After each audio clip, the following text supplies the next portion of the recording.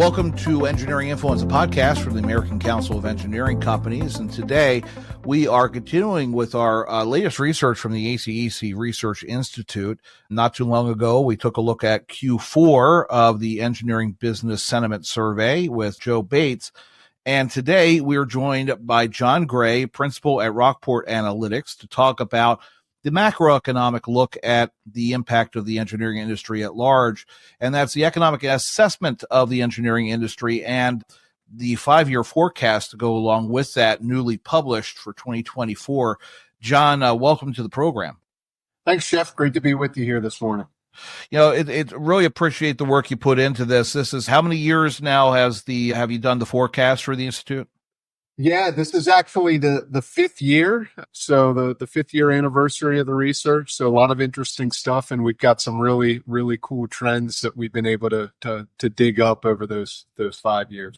And that's really, I think, the differentiator now. And I was talking to Joe about the sentiment survey, and the same idea is that after a while, doing enough of these surveys, you start to actually be able to get some trend data that can now create leading economic indicators or additional, more in-depth numbers for a lot of analysts inside the industry and outside the industry to take a look at how, engineering and design services are impacting the macroeconomy.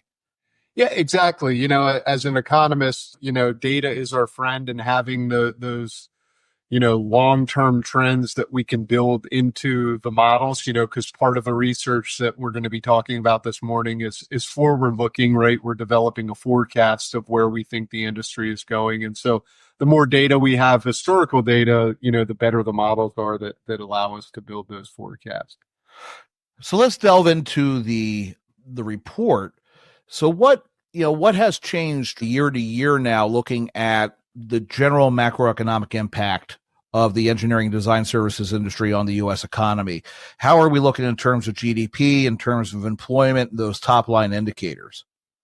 Yeah, just so, the last full year of data that we have, it's obviously 2023 in terms of a calendar year. We're not through 2024 yet. And a lot of the data that we collect is reported by government agencies, and there is a bit of a lag sometimes with those statistics. And so we're really looking backwards and engaging performance for 2023. What we've seen is that the industry continues to grow. We see really a lot of strength in the industry, in particular, different parts of the industry. I think we'll talk about some of those component parts where we see strength specifically here in a few minutes. But growth is moderating a little bit, right? Coming out of the pandemic, we saw really strong double-digit growth in terms of revenues in 2021 and 2022 across the industry. That is moderating. We're down more in like the 6% range is what we're seeing. We think those numbers might be revised upward a little bit by the time we get final statistics. But growth is moderating. And so as revenue growth moderates, we see some of the other economic KPIs that we tend to follow sort of track alongside of revenue. So if we look at jobs supported in the industry, those were up about 3.4% last year. So 1.6 million jobs supported by the industry.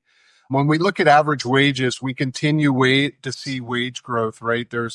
And we can talk about some of the specifics about what's driving that, but wages up another 5% to about $109,000. So by and large, just a lot of strength in the industry and a lot of strength across the different KPIs that we're tracking. Now, 2023, that was a time of some really aggressive Fed activity when it came to interest rates. How have the interest rate hike by the Fed back in 23, and then also the inflationary pressures we've seen across the economy affected some of those numbers? Yeah, I mean, no doubt it's been a headwind, right? And so we've talked about inflation for a couple of years now, and obviously been tracking closely the impact that inflation's having on both the macro environment and the engineering and design services industry. And it is obviously a very interest rate sensitive industry, certain parts of it. Obviously, when you think about construction and the cost of investment, whether that's residential or non-residential investment, interest rates play a pretty big role. And so when I talk about that moderating growth, that is really one of the biggest factors that we have in terms of headwinds. And so I think when we think about the fact that interest rates have risen as quickly as they have, and we've had to deal with these inflation rates that we have over the last couple of years, the industry's been really resilient, right? So despite the fact that we've seen these sharp rises in interest rates, we're still seeing, 6% plus growth in revenue in 2023. And the good news is, we are at a tipping point. We're at a point now where inflation is coming back in line. We are, if not all the way down to the Federal Reserve's target level of inflation, we are getting close enough that we're starting to see rate cuts. And so we're starting to see, rates come back down. We don't think they're going to be down to where they were a couple of years ago, but certainly something that's giving, instead of a headwind, as we look forward, a little bit more of a tailwind to industry performance. Absolutely. Of course, we're still seeing it now because the money is still not completely spent. But of course, we are in the day of the IIJA and the CHIPS Act and Chips and Science Act and the Inflation Reduction Act. A lot of money going into the marketplace. What's the impact, in your view, of that federal spending for infrastructure and activities where our industry can be engaged? Yeah, well, it's huge, Jeff, because obviously a lot of that money finds its way ultimately into the engineering and design services industry. We're talking about $1.2 trillion rolled out over a number of years. As of the White House's latest announcement, roughly half of that funding has been assigned. Now, that doesn't mean that funding has actually found its way to these companies or into these projects yet. So we have at least half of that funding still to come. And so we think over the next 4 to 5 years, it's going to continue to be a boon to the industry. And in particular, of course, the end markets that are tied directly to infrastructure. So if we think about water, wastewater, transportation, roads, bridges, et cetera, those parts of the sector are certainly going to benefit over the next couple of years. In terms of geographic growth, what are the states that we've seen growth in the industry? I noticed that there are a couple of states that seem to have change pole position: North Carolina, Ohio, Florida, and some others. Where are you seeing real growth or change in geography here with the industry? Yeah, so the good news is all regions or all states around the country are continuing to see growth in terms of engineering and design services activity. It's relatively strong across the U.S., but as you noted, there are certain regions or states that are outperforming. A lot of those are the states that we've seen outperform over the last couple of years, frankly. When we look at the different census divisions, so there's 9 different census divisions in the U.S., we see the strongest growth coming from the South Atlantic as well as the mountain states. And, those trends are sort of following the population trends or the migration trends that we see across the U.S. And so over the last number of years, and this has really been accelerated by what's happened through the pandemic, we have a lot more flexibility these days in terms of where we can live and locate. A lot of people working remotely or having some sort of hybrid work relationship. And we've seen that sort of accelerate this trend towards more affordable markets. Again, looking at like the Southeast and even some of the mountain states, as well as those markets that are tied to quality of life. People sort of chase warmer weather or outdoor activities, whatever those they're interested in. They have the ability now more so than ever to go there. And so obviously the built environment tends to follow population, right? Whether we're talking about residential or building office space, apartment buildings, building retail establishments. And so we think that trend is going to continue where people continue to migrate. Obviously, it can't go on forever because at some point, you lose the advantages when you have demand going into these regions, costs go up, And so naturally, from an economics standpoint, there tends to be a tipping point there. But we expect that to continue, over the next couple of years, sort of the trends that we're seeing, in particular, again, the mountain states and the South Atlantic. Now let's talk about market sectors, I guess, within the engineering design services industry. What were the market sectors that, kind of were the ones that seem to be the winners, and which are the ones that seem to be cooling off? Yeah, and so great question. It's something that we look at every year when we really drill down into the data, because obviously it helps member firms really understand where the opportunities are, as we look forward. Obviously, with the interest rate environment, we've seen a slowdown in residential, in particular single family residential, over the last year.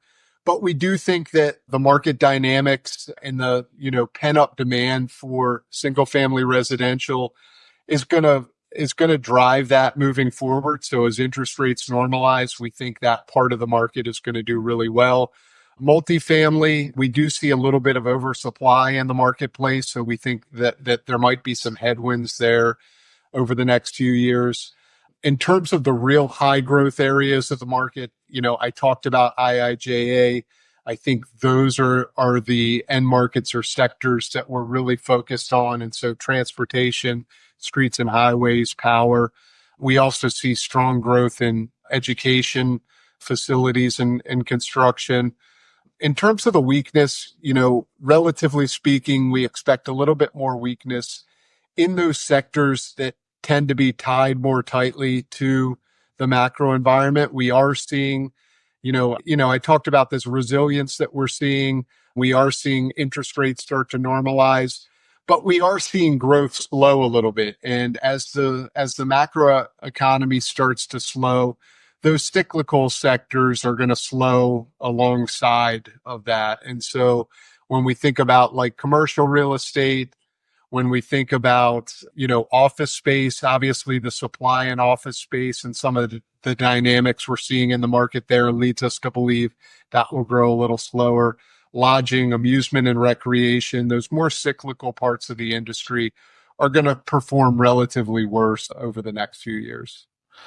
Yeah. And, want to also bring up the issue of workforce and skills gap, because this is something where we're very engaged in. It's really the hot topic amongst the industry. You talk to any CEO right now, and the sentiment is there that, they're turning down work. Interestingly enough, in the Q4 sentiment report, it was turning down profitable work because they don't have the workforce to actually do the job. How has that impacted the industry from a national level in your research? Yeah, absolutely. It's definitely a hot button issue. As you said, it's hard to have a conversation with somebody, in leadership within the industry and that not come up as one of their key pain points, right? And so, we continue to see, when we look at the data, the number of job openings running significantly higher than the number of actual hires, right? So, clearly there is a lot of tightness in the labor market. There's a lot of competition for labor. That's also driving up wages and making it even more challenging, because it's not just bringing on people, but bringing on people where you can still operate profitably, right? And work in this tightened environment. So it is a real challenge. It certainly shows up, nationally in the data. Unfortunately, a lot of what we see in terms of looking at the demographics leads us to believe that, it's not a problem that's going away overnight, Jeff, right? Like we've seen the continued tightness in the labor market. And when we look at, for example, the age of workers within engineering and design services firms, we can see that it's about 27% of workers in the industry are 55 or older, right? And so, in other words, nearing retirement age, right? And so these are going to be workers that are leaving the workforce. So it's really a longer term challenge, I think, that we as an industry or firms within the industry need to address in terms of, how do we get younger workers into the workforce?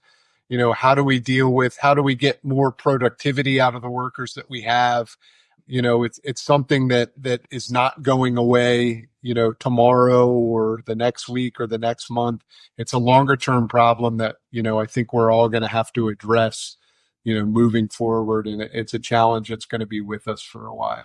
Yeah, and for those listening from the public policy arena, I mean, I know the focus right now is on government efficiency, but that aging out of the workforce isn't just on the consultant side; it's also on the client side, on DOT side.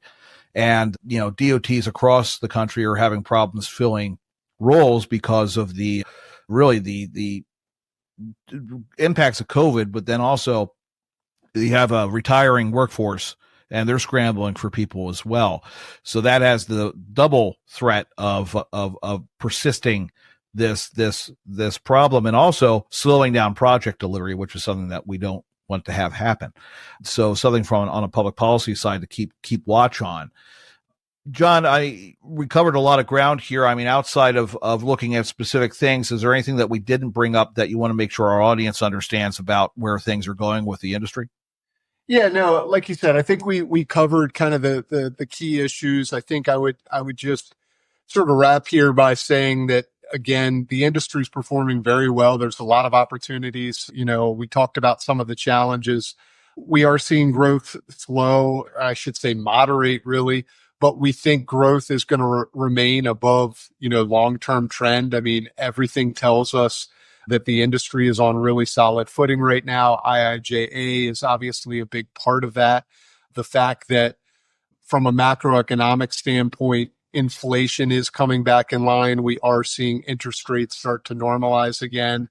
We've avoided this, longest predicted recession in history, right? For the last couple of years. Yes. And that's all economists have been talking about, is this recession that's on the horizon that just hasn't come, thankfully.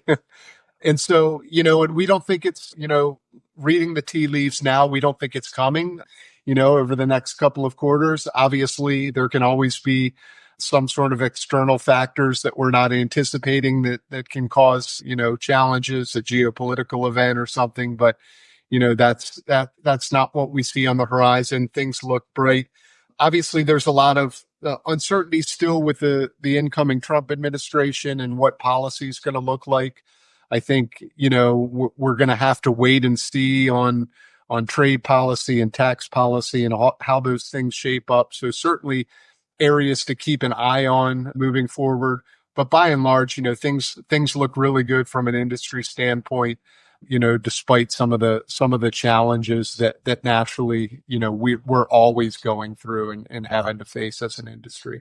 Yeah. From an advocacy perspective, that's our focus now. It's going to be tax, trade policy, and then workforce. Those are the big items that are kind of screaming out for attention. And I'm sure there'll be others as the new administration changes and takes over in January. But Jon, really do appreciate the work you and your team does at Rockport for producing this study. Really appreciate the time that it goes into really getting the numbers out there. I really encourage anyone out there to go to the ACEC Research Institute's website at acecresearchinstitute.org to download the report. It's right there on the homepage.